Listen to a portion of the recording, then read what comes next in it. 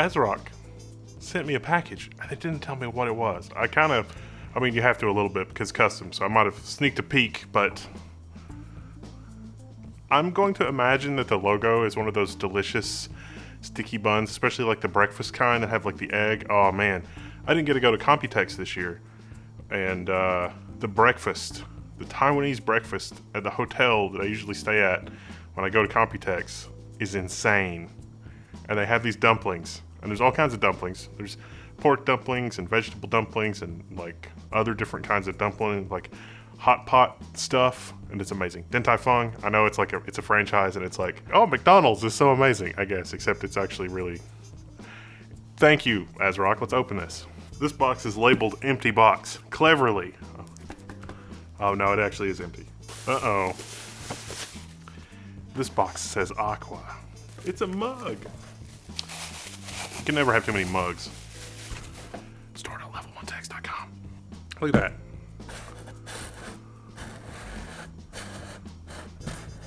ASRock. Aqua. It's not quite as awesome or large as our teaching sand to think was a mistake mug. I'll have to bring some more of those with me when I go to Computex to hand out. So, yes, teaching sand to think was a mistake. But, like I say, a man can never have too many mugs. Oh my goodness. This, yes.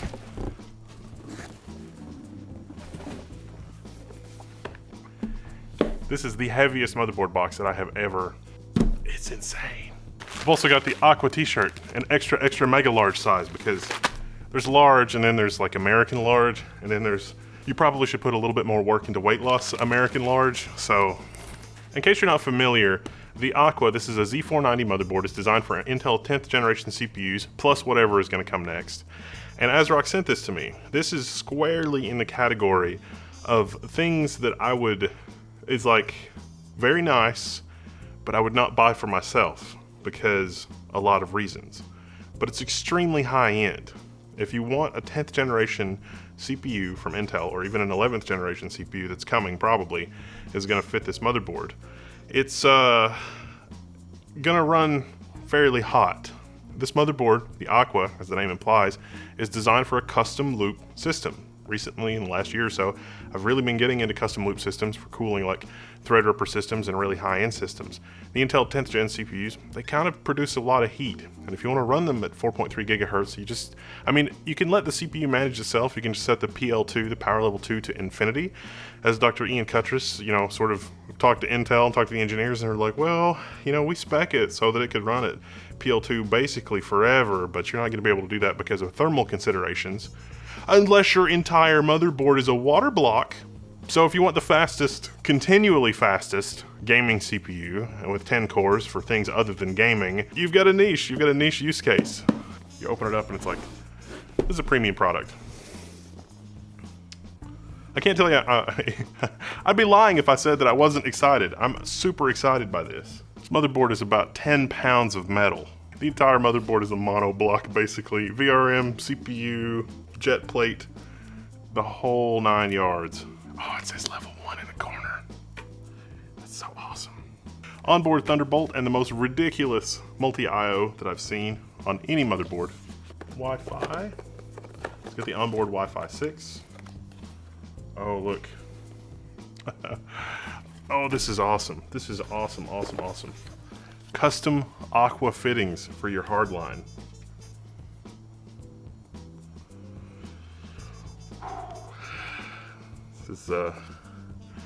This is extremely rich. That is actually one way to defray the cost of the motherboard. I mean, if you look at the cost of, we joke about this product being expensive, but if you look at it, it's like, all right, a really high-end Z490 motherboard, plus a monoblock for the CPU and VRM, the money that you would spend for that, plus the fittings, plus all of the other stuff, it starts to creep back into not a bad value if that's the kind of system you're going to build. So what about the rest of the system? Well, we've got the Fractal Defined 7, not the XL, just the 7, for the case, which is going to have ample room for our radiator and our pump. For the radiator and the pump, I'm just going to go with an EK kit, basically an EK D5 pump and a 360 millimeter radiator, I think. Pretty sure. The 360mm radiator should be more than adequate, although if I add in a block for the GPU, well, that might change things a little bit, because I'm going to dump a lot of power into that 10th generation CPU. If you're getting a motherboard like this, pretty much your only option, your only choice, the only thing I'd recommend is the 10900K and on up. On up meaning any future CPU, because the 10900K is pretty much the best of the best in terms of desktop CPUs from Intel at the time that I'm making this video. This is a really high-end motherboard with about 10 pounds of metal. So you're going to want a top-end CPU. You're not going to want to get the i5 10600K with this build. That doesn't even make any sense. Look, it's even got a built-in jet plate. Look how thick that jet plate is. I'm leaving on a jet plate. The fluid, that is. The fluid's leaving on a jet plate. Don't know when it'll be back again, except it's a loop, so it'll be back again shortly. I read the lyrics, don't understand them. This is going to be a very satisfying thunk.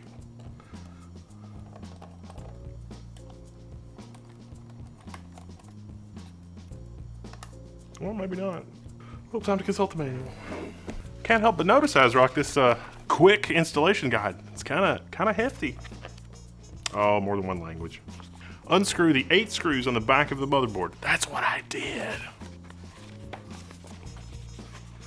Okay, so I did that. Then what? Then it just lifts off. Alright, so I missed step 2, which was manhandle the motherboard. Yes, manhandling was required.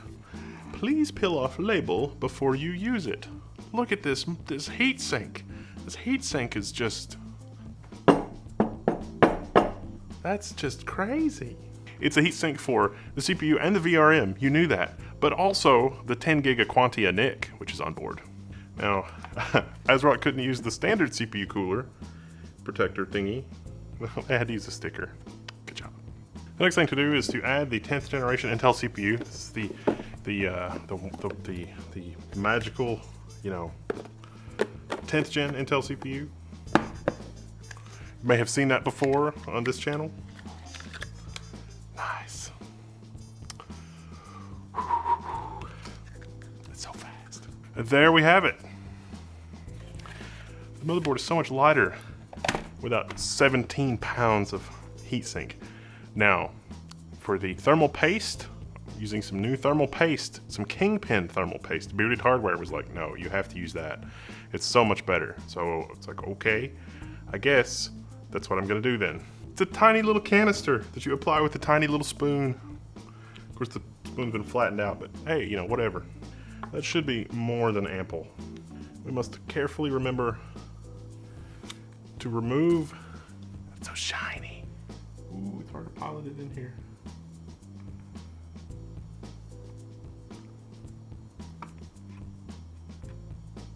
Okay. All right, I hope that is adequate. I'm gonna flip this sucker over. Be careful not to move anything. I'm gonna start with the big screws. Just like everything, you go corner to corner. And viola. Voila. See, I made a linguistic joke there. Should have probably taken that opportunity to remove the plastic that was still stuck to this, but what are you gonna do? Yeah, definitely take all the plastic off while you've got the heatsink off, because reasons. It's one of the great things about the Fractal Define 7 when you're working on a case like this is you can just, a couple of screws, you can pop the top off, and there's no bar here, there's no ridge. So yeah, normally the PCI Express power connectors for the motherboard, they can be kind of hard to get to because they're kind of recessed, especially if you're going to put a radiator or something here in the top. But having the top removable like this, I mean, to me, that's worth the price of admission. And yeah, you got to really screw the screws down tight because your case loses a little something structurally if you don't, but this is great. Now the Aqua, the clearance is not such that you could easily use a 280mm radiator in the top. But with this setup, you could use a 360mm radiator in the top, and I'm dang sure gonna try it.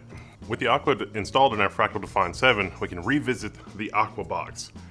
Yes, the Aqua comes with fittings. It's designed for hard loop tubing, I think 12mm outer diameter, so you can do a custom loop. The problem is that hard loops are not great for getting up and running quickly and testing. So I'm gonna come back to the fittings later. You've actually got a mix here of all the fittings that you need to connect a pump and a radiator, a right angle connector, as well as a ball valve, which can be useful for draining. You can mix hardline and softline tubing.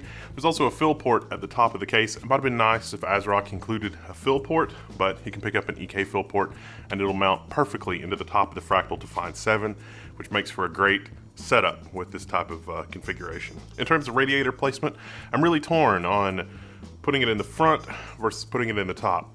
If you put the radiator in the top, then all the warm air exhausts out the case immediately. If you put the radiator in the front, well, it's dumping that warm air into the case, which isn't a huge deal because the other fans are going to carry that air out. But still, I like to have the radiator in the top. There's just not a lot of room to maneuver, even with the really awesome design of the Fractal Define 7 that makes the top plate easily removable and there's no bars or anything to get in the way. And this motherboard does clear pretty well even the memory, unless you're using super tall memory, if you mount the radiator in the top. Of course, there's tons of depth for the front, like there's physically more room for radiators and fans in the front, so I think I'm gonna have to go with the front mounting. For the pump, I'm just using a standard issue EK pump. For the fittings and tubing, I'm going to use soft tubing fittings. You know, again, there's different kinds, different diameters of soft tubing. You can use barbed fittings. Those are the least expensive, especially for a test setup like this, as prelude to doing it with hardline. But yeah, that's what I'm going to do. And I'm going to use a simple Coolstream radiator from EK as well. You can use a thicker radiator, a bigger radiator. For the fans, I'm going to use Vardars. Vardars work great for really high fan density radiators, higher density than what you get with the EK Coolstream even, but they're not the quietest. So there are quieter fans that will give you similar static pressure such as those from Noctua. However, I'm going to be able to run these fans at a low enough RPM that I don't think it's really going to bug me too much.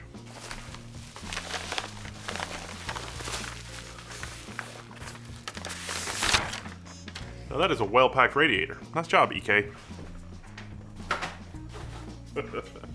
By the way, the EK did not send me this. I bought this on Amazon.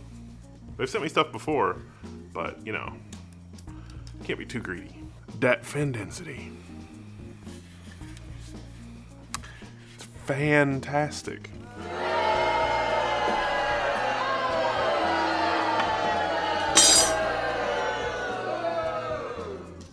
What most people don't realize is when you get the Vardar fans in a kit, there's actually 3 different lengths of wire. And that's to make it a little easier on your cable routing. So for me, that's shortest on top, second shortest in the middle, longest on the bottom.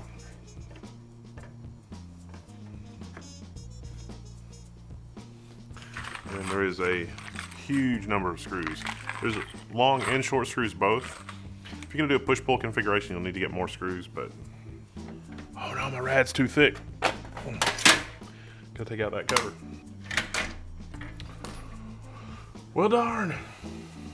Once you get a few of them started, it's pretty easy. Now, you don't have to make it this difficult on yourself where you're mounting the fan and the radiator to the case at the same time. You can use the longer screws to mount the fans on the back and the shorter screws to mount the radiator directly to the case. I'm doing it like this though, so that I can add fans in a pull configuration on the back at some point in the future without having to rejigger my case. Basically a little bit of work right now saves me a lot of work later if I have to do that. Now we have to pump you up. That's an old Saturday Night Live joke. Very old. It was probably a rerun when I saw it. It's our pump reservoir combo. Now if you don't like the EKA thing, you can add these little anti-vortex things. There's a couple little knickknacks in there we need. And of course, save the extra anti-vibration shock mount thing. Everything else is garbage. Which, if you are going to hook up the fill port, you just run your fill port up here into the top of the case and you're all set. Now with the thick radiator and the fans, neither one of these will work in the front. And the way that it's keyed, these little tabs kind of in the way no matter which one that I use. Fortunately, you can trim this with a bandsaw.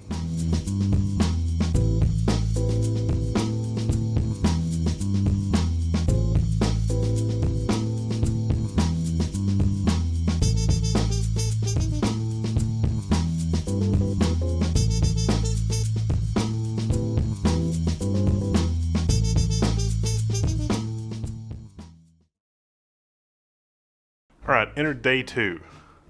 I don't have, 17 continuous hours to work on these things, so it takes a little while. I'm gonna do something a little unusual. I'm gonna mount the radiator horizontally, and I don't know that that's the best idea, but don't worry, the hardline fittings are not gonna go to waste. I am using soft tube for the initial setup because I just wanna get the system up and running right away, and I'm gonna revisit the hardline stuff in a future video. The softline tubing really couldn't be easier. It's inexpensive fittings. I've got EK fittings here, and all of my fluid line is going to be in the top of the computer, basically. Filling the computer, pretty easy. I just turn the computer sideways, and then it becomes pretty easy to fill and get the air bubbles out. Most people don't realize that you can get a lot better performance if you get all of your air out, and the air will lurk a little bit in the radiator or possibly even the CPU block. So try to get the air out, because if the air gets trapped in there, you're hurting your cooling capacity, potentially. By doing it this way, I've got a ton of room here. Now, the graphics card that I'm using is the EVGA for the Win 3. This is the largest air-cooled graphics card ever. It is a non-standard PCB, however, which means that, I'm going to have to get an EVGA block or swap this out for another EVGA card that has a block, or get a Founders Edition 2080 Ti. I'm going to get there. I haven't crossed that road yet. This card is more than adequate for testing and anything that I might be doing. Heck, I might add another radiator to the system when I go for GPUs. Or I might go dual 2080 Ti, or I might do Titan RTX, though can't get anybody to send me a Titan RTX. Nobody believes in my mad science. But I've got the Tesla V100s. The V100s could work well in here. The V100s could work well in another system, too. We'll see. For the V100s, I 3D printed a shroud, so they're even longer. They're super, super long cards. And the reason for that is the V100s don't actually have their own fan. They rely on, a server chassis to cool them.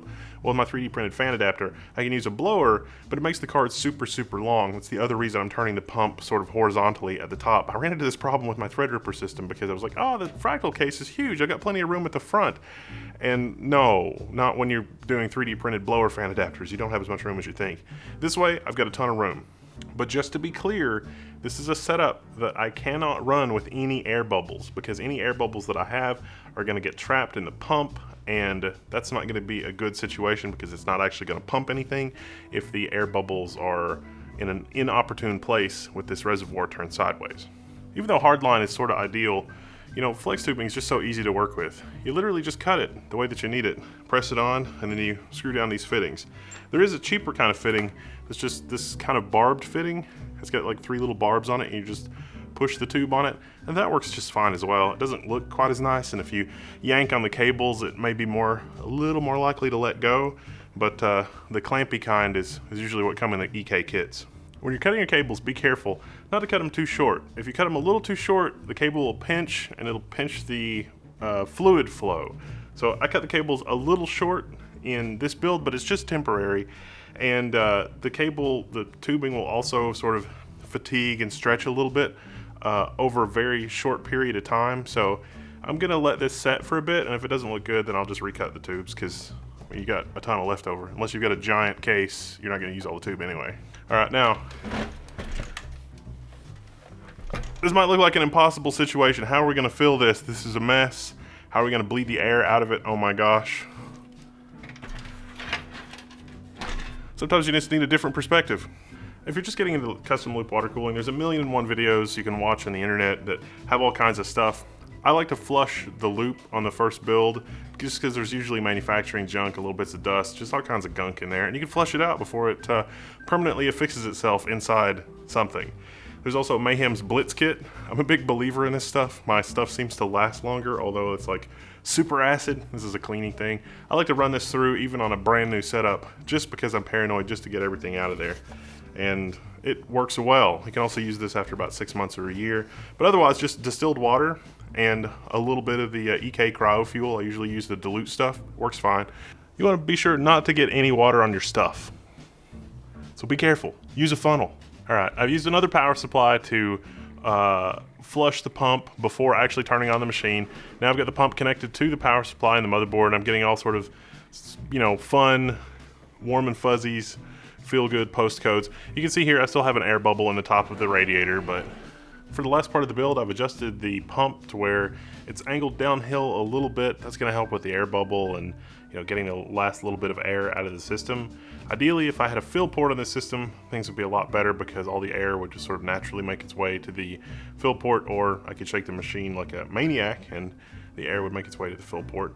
Yeah, I've got to do a water block for the GPU. That goes without saying, but it's going to have to be for a future modification. For the SSD, I'm using an Modus 1.6 terabyte SSD. It's a very special reason, very special video coming up with the Modus fuse drive in hardware. I've said too much. It's a secret product. It's really exciting though.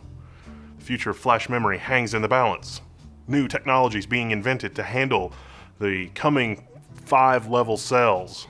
Is that a built-in OLED stat screen that's giving me memory info and CPU voltage and stuff? Unbelievable. This motherboard is just super over the top. There, you see? Plenty of room for my V100 now that I did something, a little bit of finagling with the pump. Now, unfortunately, this system can only run one V100 with the EVGA 2080 Ti, but I think I can live with that. So another good thing about the Aqua motherboard is the PCI Express slot layout. It's actually pretty good if your primary GPU is a triple slot GPU, because the next slot right below that is totally empty. If I wanted to run dual 2080 Ti's, even though I don't have two of the exact same 2080 Ti's, I could totally do that on this Aqua motherboard. Woo! Instead, I'm just going to run a V100 and try to teach Sand to think, which is maybe a mistake. The Z490 Aqua build is gonna have to do for the first video. The second video is gonna be performance tuning. 5.3 gigahertz, I can tell you, it is not really much of a problem as long as you can manage the thermals. And with this kind of a cooling setup, 5.2 gigahertz, 5.3 gigahertz, at least on a few cores, is definitely manageable. There is no higher end gaming solution for 10th generation Intel chips than the Z490 Aqua. You pay a premium. You definitely pay a premium. And like I said, ASRock sent this to me. This is not something that I would ordinarily buy or pick up for the channel, or one of our members would pick up. But there is no higher end gaming machine on planet Earth at the time that I'm making this video. I mean, even liquid nitrogen is not going to last long enough for you to play more than an hour or two of Shadow of the Tomb Raider. Even that crazy liquid nitrogen recycling machine I saw at Computex, one of the modders made, where it was just continuously recycling liquid nitrogen to keep it cool. This is the next best thing. It's a super high-end thing, it's super niche, but if you want to build the ultimate gaming machine, this sure feels like the ultimate gaming machine. I don't have a lot of mileage on it yet, but I will, and you'll hear from me. I'm Wendell, this is level 1. This has been a quick look at the Z490 Aqua and my terrible, terrible custom loop water cooling build, but you're definitely going to see it again with a hardline, because I've got all the tools. I got a friend that does hardline stuff, and they've got all the tools. They got the little burring thing and the other thing and the thing that, not just the thing that does the heats and bends, but it'll actually like reshape the end of the tube to be more better than just, cutting it and snapping it off. And I was pretty handy with the glassware in college. No, it's not what you think. I was just a nerd. I'm Wendell, I'm signing out, and I'll see you later.